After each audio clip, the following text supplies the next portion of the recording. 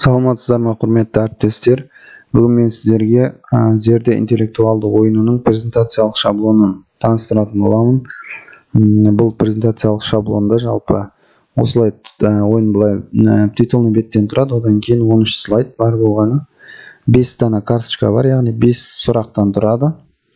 Ойынды алдымен қалай ойналатынын көрсетейін. Ол үшін мына жерде сначала дегенге басамыз, показать слайд.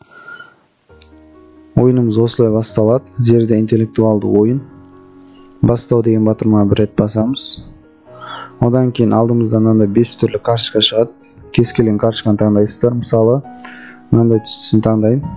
Әуе көлігі ең күшті дамыған ел дейді. Осы жерде 3 варианты бар. 3 варианттан мысалы Қытайды белгілеймін. Қате жауап болды. Дұрыс жауапты белгілейтін болсақ, мысалы сары түсті болып жанады.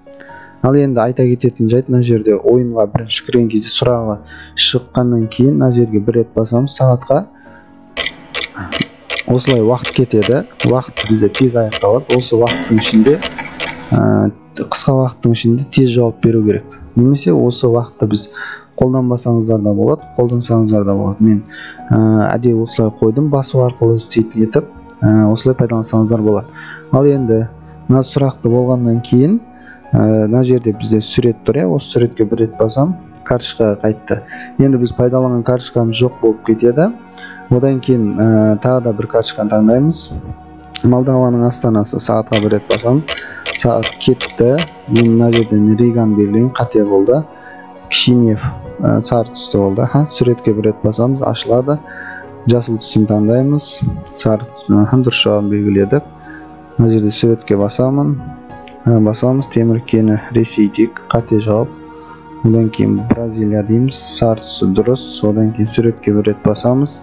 Келесі сұрақ, Ресеймен осындай сұрақ. Сағатқа бір рет басамыз, сағат істеп тұр. Бұл бізде Словакия дейін бөлеміз, сары түсті. Одан кейін карточкамыз аяқталғаннан кейін мына жердегі батырма бір рет басамыз.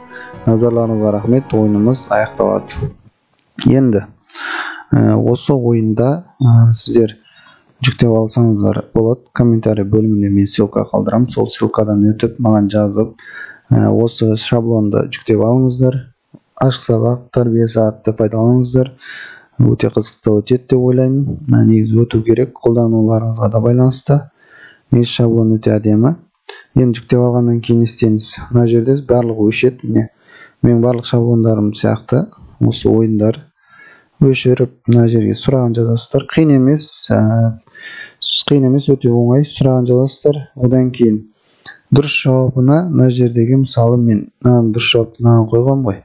Тура соған қоясыздар. Дұрыс жауап болады, қалғандар қате жауап болады.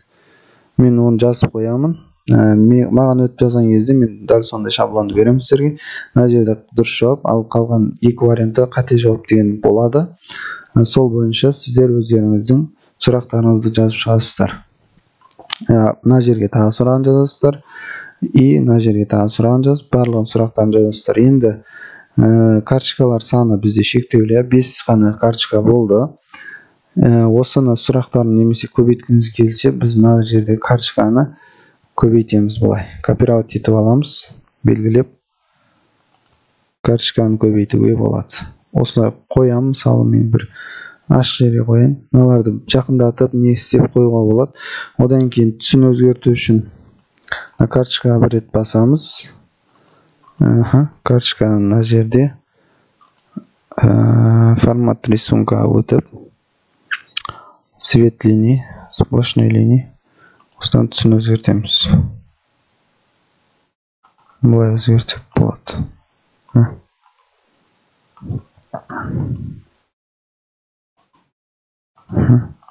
Жоқ, бұның түсі өзгермейді екен.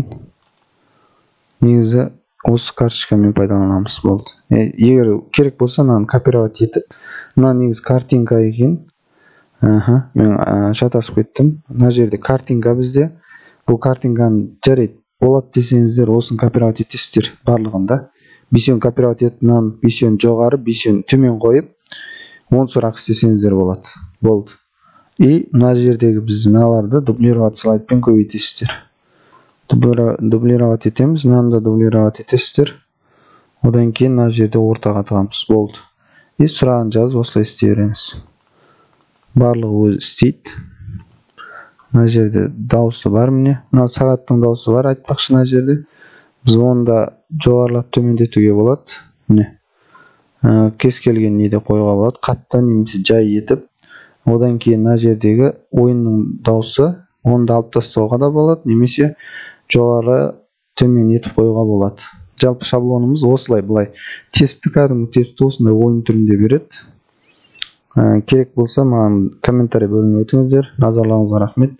Менің каналыма тіркеліп лайк басып қойыңыздар. Рахмет.